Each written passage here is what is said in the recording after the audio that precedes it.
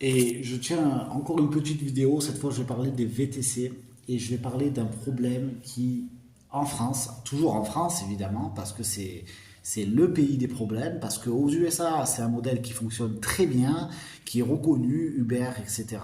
Ça marche du tonnerre. Il y a des gens qui s'en servent pour de transition professionnelle, qui s'en servent de métier principal, qui s'en servent de transition pour trouver un emploi, qui gagnent très bien leur vie en Australie, au Canada, aux USA et en France en fait. En France, on se fait carrément démonter. Donc, pour en revenir à ce que je disais par rapport au VTC, je parle de la commission d'Uber que, évidemment, beaucoup de gens connaissent par rapport au métier du VTC. C'est-à-dire, quand vous êtes auto-entrepreneur, vous déclarez un chiffre d'affaires. Sur le chiffre d'affaires, vous avez votre net, votre brut.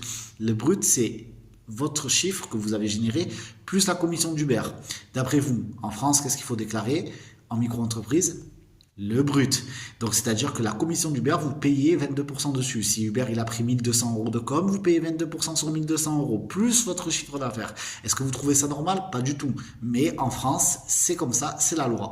Est-ce que l'État peut, s'il vous plaît, je ne sais pas si ma vidéo sera vue par des gouvernements, par le gouvernement, et je pense qu'il ne sera jamais, même pas il entendra quelqu'un qui a entendu, mais je parle au nom à tous les livreurs qui me regardent, à tous les VTC qui me regardent, il faut vous mobiliser.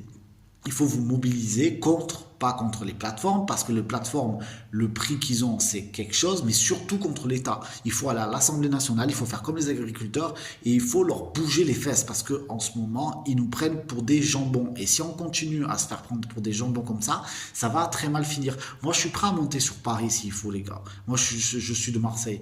Mais ceux qui veulent, il faut se bouger. Je ne sais pas qu'est-ce qu'il faut faire, mais il faut se bouger, surtout auprès de l'État, pour que l'État puisse mettre des règles en place spécifiques pour ce genre de travail avec les plateformes telles que Uber ou Deliveroo ou Bolt, qui puissent alléger nos charges sociales, qui puissent nous laisser travailler tranquillement et respirer. On ne demande pas d'avoir le chômage, on ne demande pas d'avoir des droits sociaux, on ne demande pas d'avoir forcément une retraite équivalente à un salariat, mais qui nous laisse tranquille.